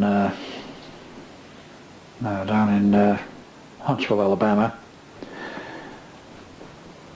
You cross a beam at some point, you generate a more standard electronic or electromagnetic energy form.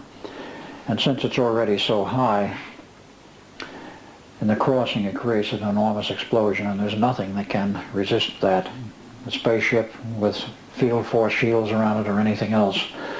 They've been shooting down UFOs in this country and in Russia at an enormous rate. They set up a, so we say, a perimeter. My understanding is it's 250 miles out. Nobody comes in past that point without being invited by the U.S. government or the Russian government. As the primary ones doing this. Phil said when he was traveling as a native geologist and went through Russia, he said they had football fields of junk from shot down UFOs. They were shooting them down at the rate of 30 a week. And we're shooting them down at the rate of 5 to 7 a week. You don't care who they are. The attitude now is, if you come in here and we didn't tell you it's okay to come in here, we don't care whether you're friend or foe, you're shot down. And they have shot down friendlies. There is a sort of war going on. It's mostly out there, but it may come down to earth. We don't know, and this is what they're worried about. They're letting everybody know we can shoot you down. Stay out there. Keep your war out there. By Nicholas' own office, and his real name you couldn't pronounce. They are all telepathic, but in terms of communicating with humans, so they know most of them are not telepathic. They use perfectly ordinary vocal cords and speech. Some of their vocal cords are not exactly the same pitch as humans, but they can communicate verbally in virtually any language. And English, of course, there was the chosen language, because it is our language. Yes, they communicated, and we could learn, and we did learn a lot from them. And there are other aliens of various other projects we've learned a lot from. The status of medical research has been greatly accelerated. We're today at the point of not only gene splicing, but literally computing the entire genome and creating artificial life. In other words, our scientists are at the point of doing the God number, creating life forms, playing God. They're already doing it to an extent, namely modifying genetically people, growing third limbs on them and other crazy things in the underground horror labs and what I've heard of. I've never seen them, but I know people who have. That's one aspect. They have, of course, time travel available. They have anti-gravity drive ships available. They've been building them for years. Patterns perhaps initially after the Germans. And today, as let's say of about 1986, they built a very large starship. How large I don't know, but it's very much like the Star Trek design. The large crew has gone all over the galaxy, and I'm told beyond. So we have the capability.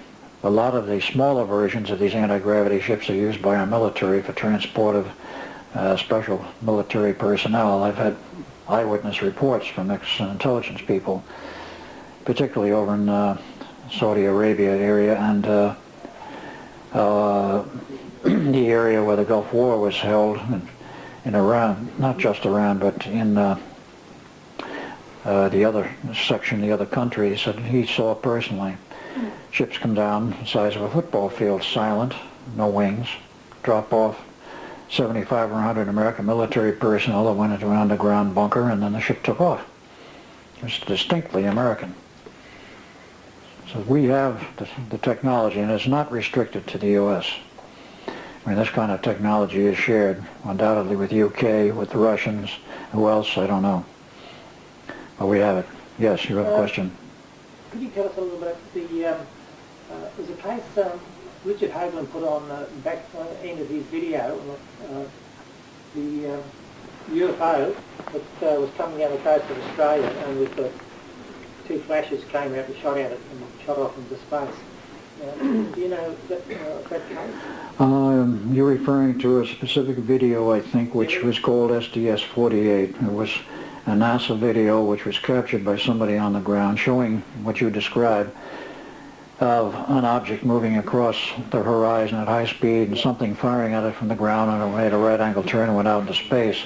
Dr. Hoagland got a hold of a copy of that, and he analyzed the speeds involved, and he said they found some benchmarks, some points on the ground for reference. And he said before the attempted hit, it was moving across the horizon at a rate of what he estimated was something between 150 to 200,000 miles an hour. Then came the thing firing at it, which was probably ground-based. It made the right angle turn. He says it took off very fast, like 400,000 miles an hour. Those were his figures and his analysis. I have or had an original copy of that, but it shows in one part of it very clearly circular foil aircraft in broad daylight, photographed from that particular flight. And it's a very interesting fact that right after that videotape came out and that flight was completed, the then director of NASA was retired. And somebody else was put in. They suspect that he allowed this information to be leaked, so he was retired. Yes, you have a question. In regards to that, it's been put forward as a theory that the craft in fact bend space to achieve those speeds? That is one of the theories, yes, bending in space. Well, if that was true, wouldn't that therefore theoretically make it practically impossible to direct a beam at the craft to actually disable it then, if it is bending space in the process? It's a very interesting observation. Wouldn't, if somebody, a ship, were able to fold space to go from point A to point B instantaneously, if a beam weapon were fired at them, maybe it wouldn't hit them. Well, if they moved out of our space fast enough like that, yes, it would not hit them. That's very true. That's one of the stated means of propulsion by some of these UFOs is like you take a long strip of paper, point A, point B, you fold the paper, the 2 points come together. If you fold space, you can do the same thing. Now, allegedly, some of the alien groups, the more advanced ones, can do this. Most of them use hyperspace travel, which means at speeds beyond the speed of light, which is more common. But either way, if they move fast enough, no, the beam won't hit them, because the beam is limited to slightly less than the speed of light. Depending on how much energy they put into it, it will not travel at the speed of light. It would be under it. Because it is not a light beam, it is a particle beam system. Therefore, it is restricted to less than c. Yes, you have a question there? What's your opinion of Stargate? Is that really about time to teleport the planet? I'm sorry, would you repeat the question? What's your opinion of Stargate? Is that really about trying to teleport the planet? It's very interesting you bring that up. And what is my opinion about Stargate? There was a movie, of course, by that name, some years ago. I presume it was over here, alleging the recovery of some ancient hardware in the desert in Egypt and the military setting it up, finding out how it would work, and going somewhere with it to another, perhaps another universe where there's another war going on. Quite different area, but with humans. Information I have from people who are connected with that program said Stargate was real. There was recovered hardware. The military did use it. They did go somewhere else with it. Bill Schneider, before he died, replicated on miniature size what it appeared to be a Stargate phenomenon, namely that circular area where you got that watery-like view of something you could literally penetrate. He had recreated in a lab with some other people, from what he told me. I never saw it, but he told me that he did this. And he put his arm through it and almost got it sucked in. And he said when he got it back out, because he hung onto the table and some other things were quite solid, got it back out, he said he had a burning sensation in that left arm for the rest of his life. He didn't go through the whole thing, and it may not have been set up right, for all I know. Now, my sources insist that that was a real project and it was done by the military. To what end and what purpose, I don't know. Yes, ma'am, you have a question. To what extent is Project Sanguine being used as a cover with the ELFs, the actual real Project Sanguine? Are they using the ELF frequencies to disrupt alien? Project Sanguine, is it a cover, or is it real, or what is it being used for? Sanguine, if I remember right, was one of the ELF communication systems used years ago. Yes, it is in essence still being used, but much of the Project Sanguine ELF transmissions have been sort of abandoned because A, they needed too much power, B, they needed gigantic antenna farms, and the Navy already has other systems which will communicate with the submarines underwater worldwide. If they're going to use low-frequency modulation, there are other ways of doing it. They can put it on an RF carrier and put the transmitter virtually in a suitcase if the frequency is high enough, and it'll still be ELF transmissions in terms of what effects it may have on you neurologically, or in terms of its transmission characteristics. It still somewhat resembles the earlier ELF, but it's not the same wavelength. The original long wavelength which they desired was because of the fact that in the near field phenomena you would be around the Earth and you couldn't get outside the field. Well, that was one of the problems. You couldn't. And it caused enormous physiological problems in the vicinity of the antenna fields. They were ordered to shut down by one or two state governments in the U.S. and as far as I know the project as such is essentially abandoned because it's been replaced by HAARP. Well, about that. Yeah, HAARP. Or as Mr. Nick Begich likes to say, angels don't play this harp. Yeah. HARP standing, of course, for High Altitude Atmospheric Research Program, which is ongoing. A talk with Begich about 2 weeks ago as he was at a Denver conference. And as he said, the program is essentially shut down during the summer for maintenance, repairs, and modification. But I said they're modifying it now to boost the power output level to 1 gigawatt. And they're doing it with high gain antennas, and they said the final goal is to run it up to about 3.5 gigawatts. My only comment is, what do they want to do, destroy the ionosphere? I mean, this is unbelievable power levels. They don't need that much power for weather mod. What else are they trying to do? Of course, one of the things that's come up between communications between Nick Begich and Preston Nichols, Preston got some modulation waveforms from Nick from his observations on the Alaska end of the transmissions from HARP, and it turns out the modulation waveforms are identical to what Montauk was using in the days when they were doing mind control work. So HARP has more than one function. It appears that it can be used, and probably is being used, for mind manipulation. When you say mind control, you have to use that term advisedly because it doesn't mean necessarily rigid control. All you need to do is get mood variance, suppression of the mind function so that you're too tired to think straight, or perhaps your thinking is skewed a little bit. But they get the degree of control they want, that's all I need. Make you more susceptible to voting a certain party in or voting a certain bill out or what have you, whether it's here or the U.S., doesn't matter. This is what they do. Any other questions? Yes, on the way in the back. Concerning time travel, what are the implications of saying objects or a life form going back in time, and then the future, what future does it hold for that life form from where it came from, for example? Well, in terms of time travel going back in time, I know that Montauk did it, and to what end or what purpose is hard to say at this point. One of the ideas and concepts about traveling backwards in time was that if you go back to a certain point in time and modify what happened there, change history, so to speak, at that local point, eliminate certain people or change certain political events and so forth, you will affect everything into the future. And there's one of the things which this Meridian group has been doing is apparently trying to modify through re-engineering the past what's happening now or going to happen in the future. It works to a point, but there is a problem. The Navy tried this, from what I was told, about 1970, 72. They claimed to have known who the head of the New World Order, the new Antichrist, was going to be. They said, well, we can eliminate him by going back in the past and murdering his father before he married, before the child was born. So ostensibly, allegedly, they did this. Didn't affect the kid. He's still around. And they went to the quantum physicists. What's going on here?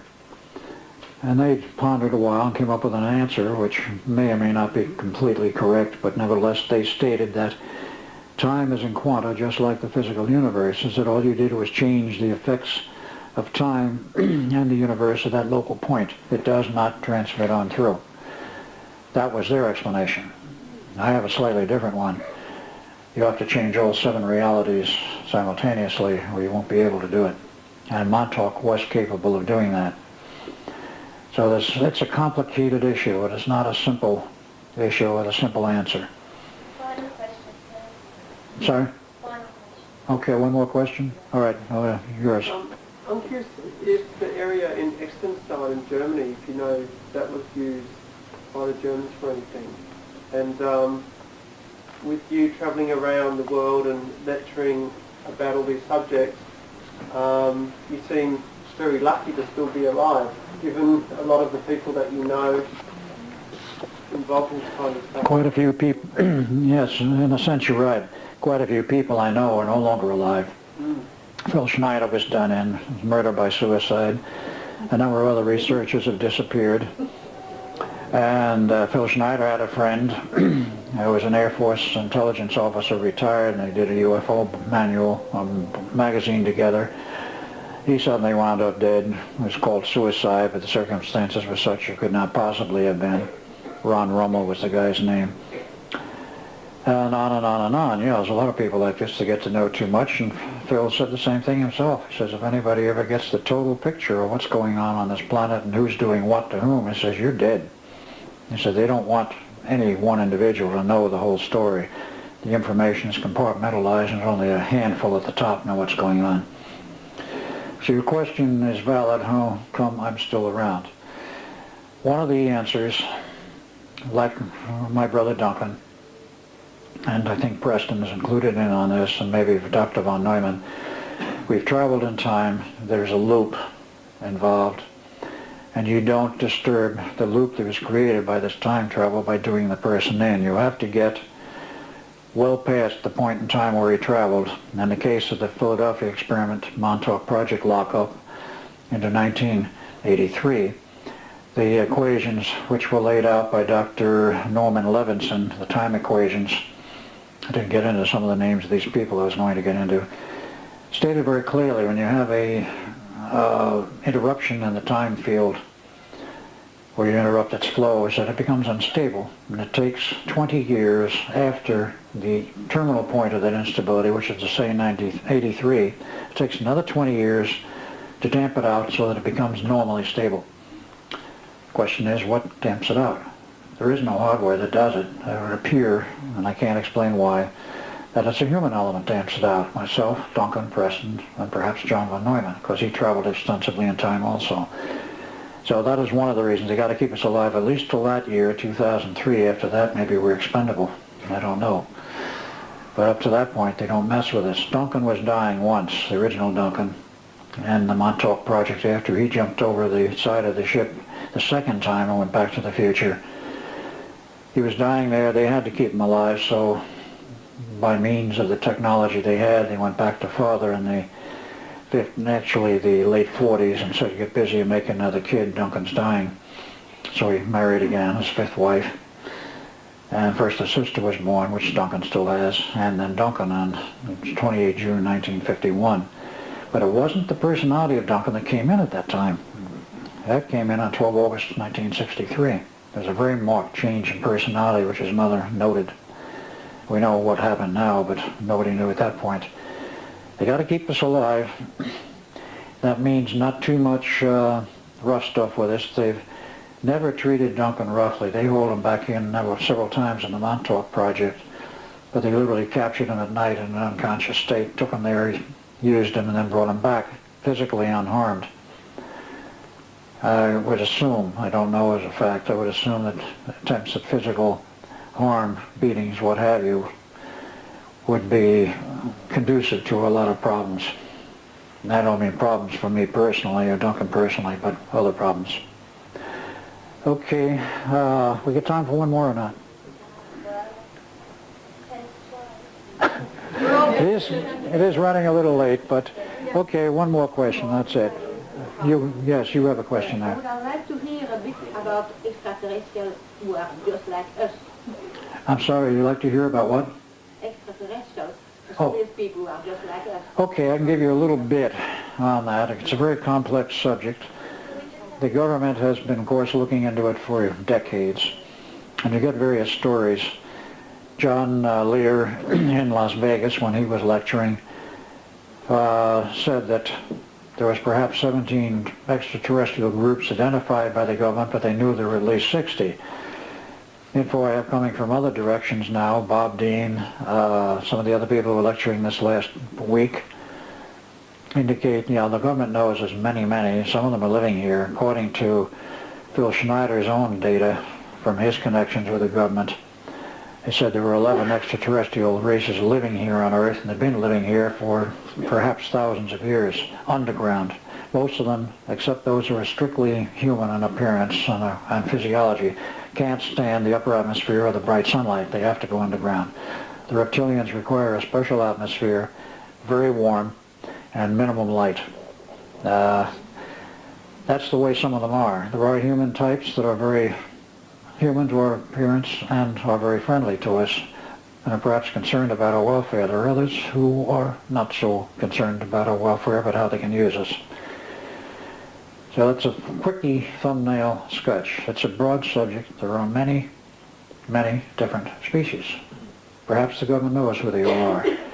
The average UFO investigator on the outside has only a glimmering of what's going on. That includes me. I'm not a UFO expert or an extraterrestrial expert, but I have run into them in Montauk and I know they exist. Okay, thanks very much. And if you want